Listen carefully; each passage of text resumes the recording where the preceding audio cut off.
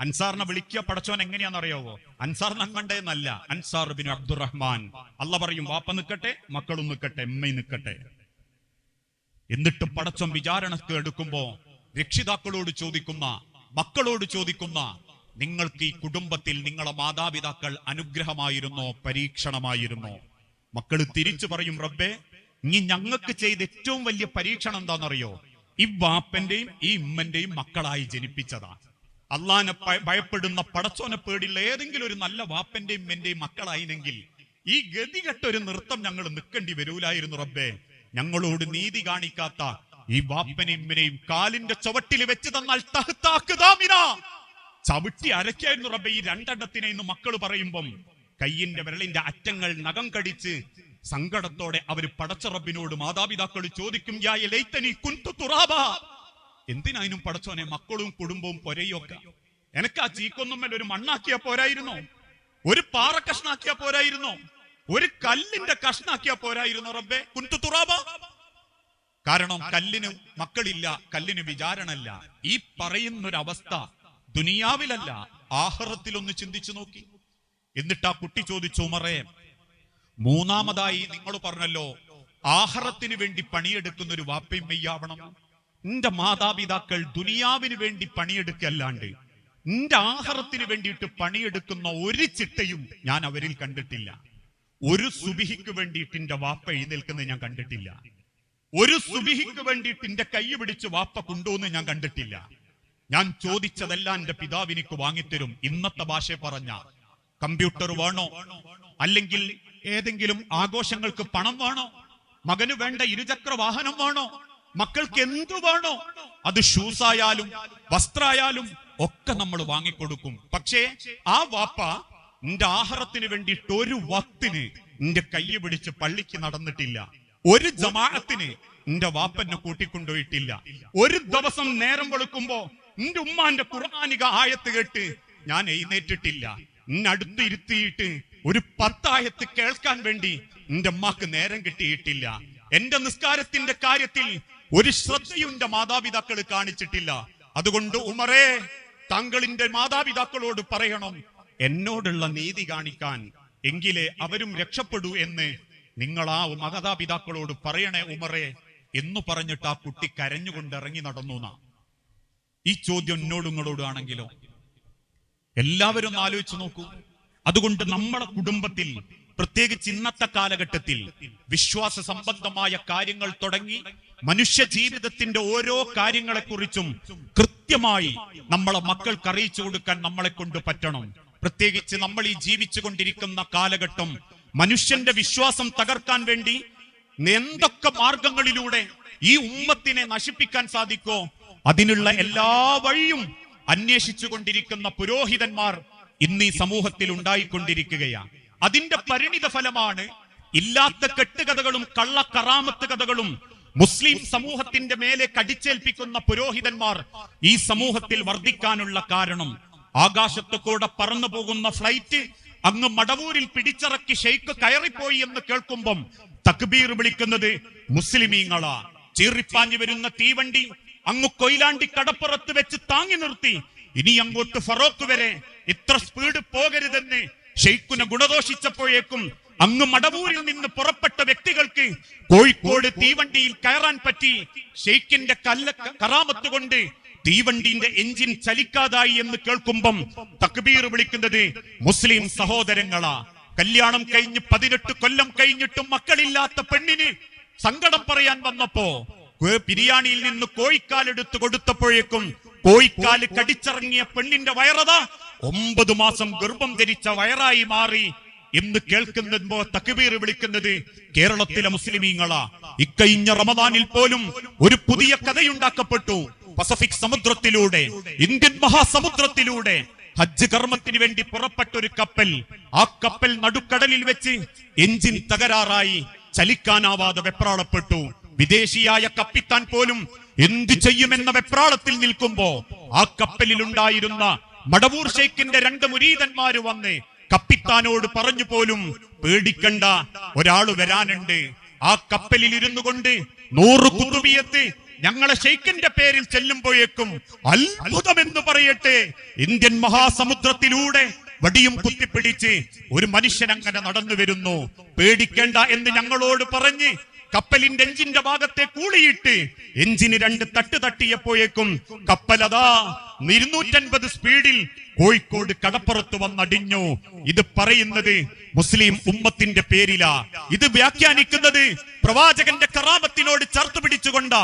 അറിഞ്ഞിട്ടുണ്ടോ മുസ്ലിം സമുദായമേ, ഇന്ന് ഇത്തരത്തിലുള്ള പ്രവണതകളിലൂടെ മുസ്ലിം ഉമ്മത്തിലുള്ള വിശ്വാസം തകർക്കാൻ വേണ്ടി ആളുകൾ പണിയെടുത്തപ്പോ അതിന്റെ പരിണിത ഫലമാണ് കേരളത്തിൽ മുസ്ലിം കുടുംബത്തിൽ ജനിച്ച് ഇസ്ലാമിനെ ഇന്ന് കൊഞ്ഞനം കുത്തുന്ന ആരിഫ് ഹുസൈൻ എന്ന നാമമാത്രമായുള്ള പേരുകൊണ്ട് മാത്രം മുസ്ലിമായിട്ടുള്ള ഒരു മനുഷ്യൻ മീഡിയകൾക്ക് മുൻപിൽ എഴുന്നേറ്റ് നിന്ന് പറഞ്ഞു, അഊദു ബിഡിങ്കനാഹി. കാരണം ഞങ്ങൾ ഇതൊക്കെ കേട്ടത് ബാലരമയില, ഞങ്ങൾ ഇങ്ങനത്തെ കഥകളൊക്കെ ആസ്വദിച്ചത് ബാലമംഗളത്തില. അതുകൊണ്ട് ബാലമംഗളത്തിലെ ഡിങ്കനാണ് അള്ളാഹ്, കാരണം അള്ളാന്റെതാണല്ലോ ഇങ്ങനെയൊക്കെ പറയുന്നത് എന്ന് വ്യാഖ്യാനിക്കപ്പെടുന്ന ദുരിതത്തിലേക്ക്, വിശ്വാസ വൈകല്യത്തിലേക്ക് ഈ ഉമ്മത്തിനെ കൊണ്ടുപോകാൻ ഇന്നത്തെ ആളുകൾക്ക് സാധിച്ചിട്ടുണ്ട്. അതിനവർ കണ്ടെത്തിയ മാർഗമായിരുന്നു സോഷ്യൽ മീഡിയ. ഇന്ന് നമുക്കറിയാമല്ലോ, സൂഫിസത്തിന്റെ പേര് പറഞ്ഞ് സൂഫിസ പാട്ടുകളിലൂടെ നമ്മളെ മക്കളെ അവര് സ്വാധീനിക്കാൻ തുടങ്ങി. നോമ്പെടുത്തും തിന്നാൻ പറ്റും വിഭവങ്ങൾ ഉണ്ടാക്കി എന്ന് തുടങ്ങുന്ന വരികളിലൂടെ കുടുമ ധരിച്ച് 2 വിരലുകളിൽ താങ്ങി നിന്ന് കറങ്ങിത്തിരിഞ്ഞ് പാട്ടിന്റെ മേമ്പലുകളിലോടുകൂടി സംഗീതത്തിന്റെ ആസ്വാദനത്തോടുകൂടി ഇസ്ലാമിനെ അവതരിപ്പിക്കുന്ന സൂഫിസവും കേരളത്തിന്റെ മണ്ണിലേക്ക് തയ്ച്ചു വളരാൻ തുടങ്ങി. ഇതൊക്കെ ഒരു ഭാഗത്തുണ്ടാകുമ്പോ മറുഭാഗത്ത് മത തീവ്രത പറഞ്ഞ് ഇന്നത്തെ ചെറുപ്പക്കാരെ നശിപ്പിക്കാൻ ചില ആളുകളും രംഗത്തേക്ക് വന്നു. അങ്ങ് സിറിയയിലുള്ള സലഫിസത്തിന്റെ പേര് പറഞ്ഞ് കയറി വന്ന ഇത്തരത്തിലുള്ള ആളുകൾ ഇസ്ലാമിൽ എന്നാൽ ഒന്നും തികയാതെ ദഅവത്ത് നടത്തരുത്, അതുകൊണ്ട് സംഘടന പാടില്ല, സംഘടന തിന്മയാണ് എന്ന് വ്യാഖ്യാനിച്ചുകൊണ്ട് ആളുകൾക്കിടയിലേക്ക് ഇറങ്ങിച്ചെന്ന് വളരുന്ന യൗവനങ്ങളുടെ മസ്തിഷ്ക പ്രക്ഷാളനം നടത്തി അരക്ഷിതാവസ്ഥകളിലേക്ക് കൊണ്ടുപോയി. വെറും സമൂഹത്തിന് ഉപകാരപ്പെടാതെ, കുടുംബത്തോട് മിണ്ടാതെ, ആളുകളുമായി ഇടപെടാതെ എന്റെ നിക്കാരം, എന്റെ നോമ്പ്, എന്റെ ദൗറാനോത്ത്, എന്റെ നിക്കാരം എന്നൊരു മാനസികാവസ്ഥയിലേക്കും ഇന്നത്തെ തലമുറയെ കൊണ്ടുപോകാൻ അവർക്ക് പറ്റിയിട്ടുണ്ട്. ഇതിനൊക്കെ അവര് തെരഞ്ഞെടുത്തത് സോഷ്യൽ മീഡിയ ആയിരുന്നു, ഇൻസ്റ്റഗ്രാം ആയിരുന്നു, വാട്സപ്പുകളായിരുന്നു, ഫേസ്ബുക്കുകളായിരുന്നു. അതുകൊണ്ട് തന്നെ കുടുംബത്തിൽ ഇത് ഉപയോഗിക്കുന്ന മക്കളെ ഇനി നമുക്ക് തടയാൻ സാധിക്കുകയില്ല. മക്കളെ ഇൻസ്റ്റഗ്രാം ഉപയോഗിക്കരുത് എന്നൊരു പക്ഷേ പറയാൻ പറ്റിക്കൊള്ളണമെന്നില്ല. അവിടെ നമുക്കുള്ള മാതൃക ഇസ്ലാമിന്റെ ശരിയായ രീതി അവർക്ക് അറിയിച്ചു കൊടുക്കുക എന്നുള്ളതാ. അതറിയിച്ചു കൊടുക്കണമെങ്കിൽ ചരിത്രം എന്താണെന്ന് നമ്മൾ അറിയണം. എന്തിനാ ലോകത്തിന്റെ പ്രവാചകൻ മക്കയിൽ നിന്നും മദീനയിലേക്ക് നാടുവിട്ടത്? മക്കയിലുള്ള ഒരു പെണ്ണിനെ കയറി പിടിച്ചതിന്റെ പേരിലല്ല, നഊദു ബില്ലാഹ്, സാമ്പത്തിക തട്ടിപ്പ് നടത്തിയതിന്റെ പേരിലല്ല, ഏതെങ്കിലും തരത്തിലുള്ള കച്ചവട വഞ്ചന കാണിച്ചതിന്റെ പേരിലല്ല. മറിച്ചെന്തിനാ അള്ളാന്റെ നബി തങ്ങൾ മക്കയിൽ നിന്നും മദീനയിലേക്ക് നാടുവിടേണ്ടി വന്നത്? ലാത്ത എന്ന കവറിങ്കൽ പോയി നിങ്ങൾ പ്രാർത്ഥിക്കരുതേ എന്ന് പറഞ്ഞതിന്റെ പേരിൽ. ഇന്ന് പറയപ്പെടുന്നത് പോലെ അന്ന് മക്കയിൽ ഉണ്ടായിരുന്ന ഒരു പുണ്യ മനുഷ്യൻ ലാത്ത എന്ന വ്യക്തി മരണപ്പെട്ടപ്പോ ലാത്തയുടെ കബറുകൾ അവര് കെട്ടിപ്പൊക്കി, കബറിന്റെ അടുത്ത് പോയി അവര് ദുആ ചെയ്തു. യാത്ര എളുപ്പമാകാൻ, കച്ചവടം ലാഭമാകാൻ അന്ന് മക്കക്കാര് പ്രാർത്ഥിച്ചു. ഇത് കണ്ട പ്രവാചകൻ ഓർമ്മപ്പെടുത്തി, ഒരിക്കലും നിങ്ങൾ അത് ചെയ്യാൻ പാടില്ല, കാരണം അവർ മരണപ്പെട്ടവരാ, അതെന്റെ റബ്ബിനെ പങ്കു ചേർക്കല, അത് നിങ്ങൾ ചെയ്യരുതേ എന്നവരോട് റസൂലുള്ള പറഞ്ഞപ്പോ അവര് തിരിച്ചു ചോദിച്ചു, മുഹമ്മദേ, അങ്ങനെയാണെങ്കിൽ അവരൊക്കെ പുണ്യവാന്മാരല്ലേ? അള്ളാന്റെ അടുത്തേക്ക് നമുക്ക് നേരിട്ട് പോകണ്ടല്ലോ, ഇവരിലൂടെ പോയാ പോരെ? അതേ വാക്ക് വിശുദ്ധ ഖുർആനും ഉപയോഗിച്ചിട്ട് റബ്ബിനെ അവർ ഓർമ്മപ്പെടുത്തി. മാ നഅബുദുഹും ഇല്ലാ ലിയുഖർരിബൂന ഇലല്ലാഹി സുൽഫാ. ഞങ്ങൾ ലാത്തന്റെ അടുത്ത് പോകുന്നത് ലാത്ത സഹായിക്കുമെന്ന വിശ്വാസം കൊണ്ടല്ല, മറിച്ച് ലാത്തയൊക്കെ പുണ്യ മനുഷ്യനായതുകൊണ്ട് ലാത്തയിലൂടെ നമുക്ക് അള്ളാന്റെ അടുത്തേക്ക് എത്താൻ പറ്റുമെന്നുള്ളത് കൊണ്ടാ. അതവരും തിരിച്ചു പറഞ്ഞപ്പോ നബി തങ്ങൾ തിരിച്ചു പറഞ്ഞൊരു വാക്കുണ്ട്, ഒരിക്കലും നിങ്ങൾ അത് ചെയ്യരുതേ, കാരണം ഇന്ന റബ്ബീ കരീബുൻ മുജീബ്, എന്റെ റബ്ബ് നിങ്ങളോട് അടുത്ത് നിൽക്കുന്നവനാ. ഖണ്ഡനാടിയേക്കാൾ, ചെരുപ്പിന്റെ വാറിനേക്കാൾ അടുത്ത് നിൽക്കുന്ന റബ്ബിനെ തേടി നിങ്ങൾ ഒരിക്കലും ഒരു കബറിടത്തിലേക്ക് പോകരുത്, ഒരു ജാറത്തിന്റെലേക്ക് പ്രാർത്ഥിക്കാൻ പോകരുത്, ഏലസുകളിൽ അഭയം തേടരുത് എന്ന് പ്രവാചകൻ അവരോട് കൽപ്പിച്ചു. ആ കൽപ്പന അവർ തിരസ്കരിച്ചു, പ്രവാചകനെ കൊല്ലാൻ അവരൊരുങ്ങി. ആ കാരണം കൊണ്ട് മക്ക വിട്ട് നബി തങ്ങൾക്ക് മദീനയിലേക്ക് ഹിജ്റ പോകേണ്ടി വന്നു. പോട്ടെ, മദീനയിൽ നിന്നും നബി തങ്ങൾ തിരിച്ച് മക്കയിലേക്ക് വരുന്ന സമയം മക്കയിൽ വന്ന് കാലുകുത്തുന്ന ഉടനെ അള്ളാന്റെ പ്രവാചകൻ കയ്യിലുള്ള ഒരു മൺവെട്ടിയെടുത്ത് മകളുടെ ഭർത്താവ് അലി ഇബ്നു അബീ ത്വാലിബിന്റെ കയ്യിൽ കൊടുത്തു പറഞ്ഞു, മോനെ അലി, ഒരാളുടെ നെരിയാണിക്ക് മുകളിലേക്ക് പൊങ്ങി നിൽക്കുന്ന സർവ്വ കബറും അടിച്ചു നിരപ്പാക്കണേ അലി എന്ന് നബി തങ്ങൾ കൽപ്പന കൊടുത്തപ്പോ അന്ന് അലി ഇബ്നു അബീ ത്വാലിബ് അടിച്ചു നിരപ്പാക്കിയതാ ആ മക്കയിൽ കെട്ടിപ്പൊക്കപ്പെട്ടിരുന്ന മുഴുവൻ കബറുകളും. ഇന്നും ഉംറയ്ക്ക് വേണ്ടി പോകുന്നവർ, ഹജ്ജിന് വേണ്ടി പോകുന്നവർ മക്കയും മദീനയും പരതി നടന്നാലും ഒരാളുടെ നെരിയാണിക്ക് മുകളിലേക്ക് പൊങ്ങി നിൽക്കുന്ന ഒരു കബർ പോലും ഉഹുദിലോ ഖന്ദഖിലോ ഖൈബറിലോ ഏതെങ്കിലും പ്രവാചകന്റെ സഹാബത്തിന്റെ കബറുകളോ കാണാൻ പറ്റുന്നില്ല എങ്കിൽ അന്നും ഇന്നും മുസ്ലിം ഉമ്മത്തിനോട്, റസൂലിനെ സ്നേഹിക്കുന്ന മുസ്ലിമീങ്ങളോട് നമുക്ക് പറയാനുള്ളത്, മനുഷ്യരെ, നിങ്ങൾ ഒരിക്കലും ഒരു കബറിങ്കൽ പോയി പ്രാർത്ഥിക്കല്ലേ, മരിച്ചു പോയവരോട് തേടല്ലേ, നിന്റെ ബദിരീങ്ങളെ എന്ന് വിളിക്കല്ലേ, നിന്റെ മമ്പർത്തങ്ങളെ എന്ന് വിളിക്കല്ലേ. കാരണം അത് ശിർക്കാക്കപ്പെടും, റബ്ബിൽ പങ്കു ചേർക്കലാക്കപ്പെടും. ആയക്കടലിന്റെ മത്സ്യത്തിന്റെ വയറ്റിൽപ്പെട്ട യൂനുസ് നബി പ്രാർത്ഥിച്ചത് റബ്ബിനോടായിരുന്നു. രോഗം ബാധിച്ച അയ്യൂബ് നബി പ്രാർത്ഥിച്ചത് റബ്ബിനോടായിരുന്നു. മക്കളില്ലാത്ത സക്കരിയ നബി പ്രാർത്ഥിച്ചത് അല്ലാഹുവേ എന്നായിരുന്നു.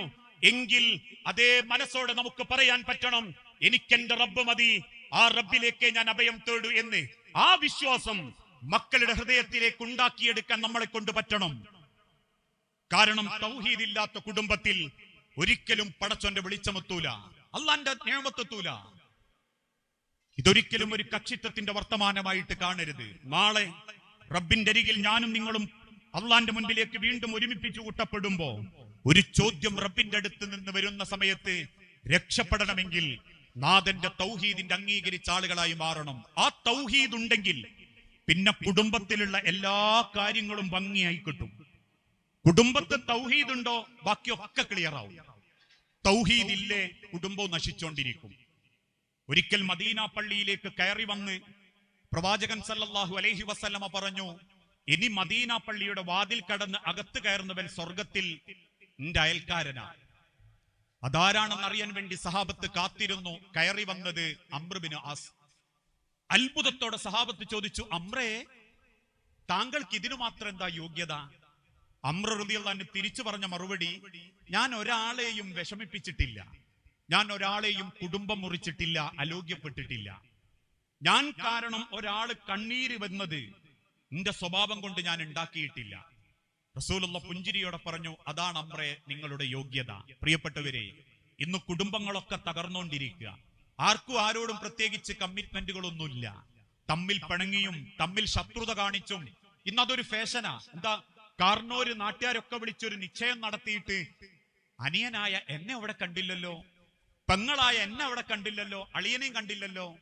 ആൾക്കാര് ലസത്തോടെ പറയും, ഞാൻ അത്ര യോഗ്യല്ല, ഞാൻ അങ്ങോട്ടും പോലില്ല, ഓലാലും ഇങ്ങോട്ടും വരലില്ല.